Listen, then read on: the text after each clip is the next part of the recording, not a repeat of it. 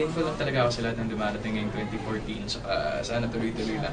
Tsaka parang ito na yung final exam. Kapag naging successful yung Carmela, let's expect more blessings this 2014. Siyempre pinaghandaan mo rin naman. Sobra po. Mas pinamature ka din niya. Kasi yun sa teaser, diba? Parang, wow, parang naiba. Hindi oo eh. Iba yung oo eh. Iba yung dating eh. Dapat, ayun po, medyo nag-gym. Hindi naman medyo nag-gym, talaga nag-gym. Saka nagpatubo ako ng facial hair para at least kahit paano mag-iba rin yung image. Tsaka iniba ko yung atake ko dito sa role ko ngayon. So, mas mature. Kasi before si Jerome tsaka si Tisoy halos may similarity sila pareho eh. So, hindi masyado na pag-differentiate. Pero ito, pilyo, tapos makulit. Ako yun eh. So sa real life, si Alden na yun eh. So medyo hindi ako nahirapan. Pero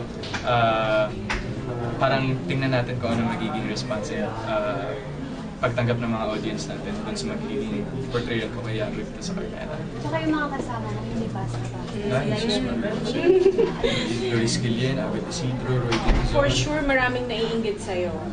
Nako, huwag naman po. Hindi, I mean, diba parang, in a good way, na parang ang swerte ng batang to. Yes, kasi of course, hindi biro ang makaparera ang isang primetime queen, which is Marian Rivera. And parang ito na yung isa sa mga pinakamaganda nangyari sa career ko talaga.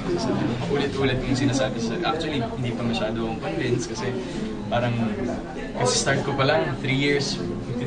Actually, third year ko pa lang sa showbiz last December 8, tapos ang bilis ng mga pangyayari. So, nakakatuwa and nakakataba ng puso kasi nagbubunga yung hard work ko every project. Mga kapuso, abangan niyo po ang Carmela this coming January 27 sa GMA Prime. Of course, kasama ko Marian Rivera, directed by Direk Dominic Zapata at sa punong panulat po ni Miss Suzette Doctorero.